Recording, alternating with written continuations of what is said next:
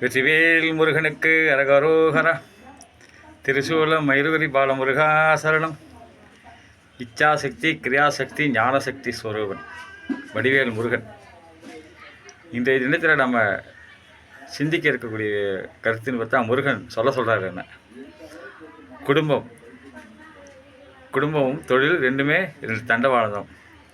அதில் ரெண்டில் ஒன்று குழப்பனால வாழ்க்கைங்கிற ரயில் பயணம் போகாது சொல்லுவாங்களே.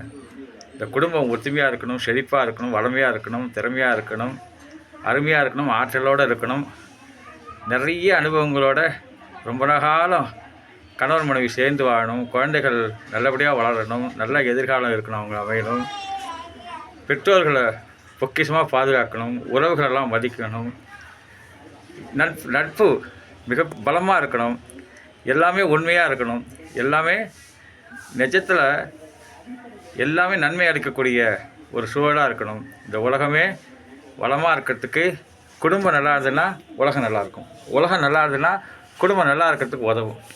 அதனால தான் இந்த சப்ஜெக்டு எனக்கு ஒருத்தர் சொன்னார். அதெல்லாம் நான் ஒருத்தையே உங்கள்கிட்ட சொல்கிறேன். அவர் நவகிரகம் போல் திக்குக்கு ஒருத்தராக திரும்பி இருக்கிறது குடும்பம் கிடையாது. இப்போ வீட்டில் ஒன்றா உட்காந்து சாப்பிட்றதும் இல்லை, ஒன்றா உட்காந்து பேசுகிறதும் கிடையாது. அதுக்கு காரணம் செல்ஃபோனை வச்சுட்டு அதுலேயே மூழ்கிடுறாங்க. அந்த காலத்தில் ரேடியோ கேட்டுக்கிட்டு வேலையை செஞ்சுட்டு இருந்தாங்க. பொழுது போகிறதுக்கு தான் அந்த சாதனங்கள் தான். இப்போ பொழுதே அதை வச்சு தான் போகிற மாதிரி இருக்குதுங்க. இப்போ இந்த நவகிரகங்களாக இருக்கக்கூடாதுங்களா.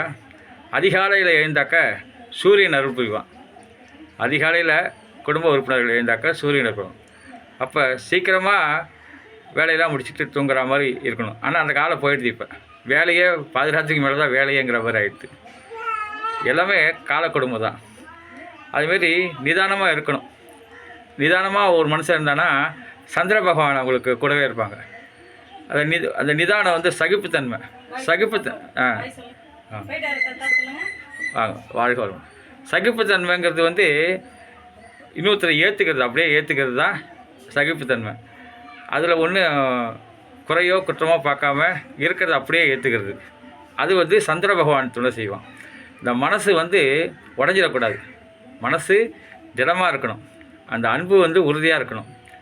அந்த மனசை வச்சு தான், அதாவது உலகம் 1000 சொல்லட்டுமே உனக்கு நீ தான் நீதிபதி, மனசை பார்த்துக்கோ நல்லபடி அப்படிங்கிறார் கவிஞர். அதேமாதிரி தான் அது நிதானமாக இருந்தாக்கா அந்த மனசுக்கான அதிகாரி சந்திரனோட அருள் நிறையா கிடைக்கும். அதேமாரி உழைக்கணும். சோம்பேறியாகவே இருக்கக்கூடாது. உழைச்சிக்கிட்டே இருந்தாக்கா, அதாவது தெய்வத்தால் ஆகாதன்னு முயற்சி தன் மெய்வரித்தன கொடி தருன்னு இருக்கார் வள்ளுவர். அந்த மாதிரி உழைப்பக்கிறதுக்கு அடைஞ்சக்கூடாது. உழைப்புக்கு எத்தனை வயசானாலும் உழைச்சிக்கிட்டு இருக்கலாம். நீ உழைக்க ஆரம்பிச்சிட்டாக்கா உங்களுக்கு மனசுலேயும் நோய் வராது, உடம்புலையும் நோய் வராது, சுற்றத்துலேயும் உங்களுக்கு பகவே இருக்க மாட்டாங்க. அந்த உழைப்பு எந்த அளவு இருக்கணும், உழைப்புக்குள்ளே ஓய்வு இருக்கணும். உழைப்பு வேலைக்கு நேராகக்கூடாது. புத்திசாலித்தனமாக உழைக்கணும். அதாவது ஹார்ட் ஒர்க்குன்னு சொல்லுவாங்க, ஸ்மார்ட் ஒர்க்குன்னு சொல்லுவாங்க.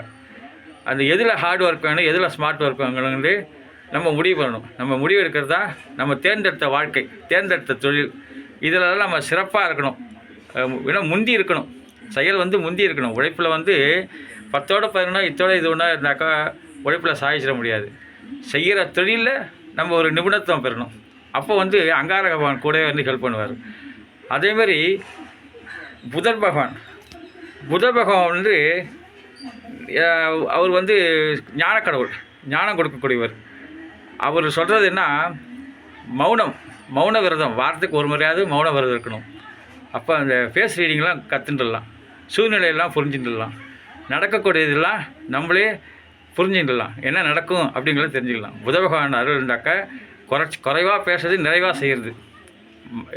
பேச்சு இருக்கக்கூடாது. அதாவது பயனற்ற சொல்லு, பயனற்ற செயல், பயனற்ற பேச்சு இருக்கக்கூடாது.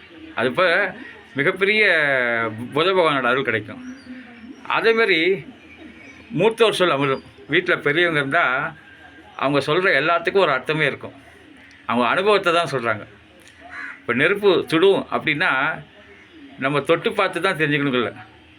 புத்திசாலி என்ன பண்ணுவாங்க, ஏற்கனவே போன பாதையில் தான் போயின்னு இருக்கோம். நம்ம புதுசாக ஒரு பாதையில் போகாததுனால அந்த பாதையில் இப்போ நமக்கே புது பாதையை உருவாக்க முடியும்னா நம்ம சாமர்த்தியம் அது இல்லை. நம்ம ஷேஃபாக போகணுன்னா எல்லோரும் போகிற பாதையிலே போகிறது தான் சேஃபு. அப்போ அந்த பெரியவங்களோட வார்த்தைகளை மதித்து அவங்களோட அறிவுரைகள் ஆலோசனைகள் இருந்தால் கேட்டால் தப்பு கிடையாது. நமக்கு வந்து அது வாழ்க்கை ஃபுல்லாக தக்க நேரத்தில் உதவியாக இருக்கும். அது வந்து குரு நிந்தனை கூடாது. அதாவது நமக்கு தேவையானதை கற்றுக் கொடுக்குறது வாத்தியார், நமக்கு என்ன தேவையோ அதை சொல்லிக் கொடுக்க குரு. அப்படி அந்த குரு நிந்தனை இல்லாமல் இருந்தாக்கா புத பகவான் ரொம்ப மகிழ்ச்சி அடைவார். அதேமாதிரி தான் வியாழ பகவானும் குரு பகவான் புத பகவான் மாரி தான்.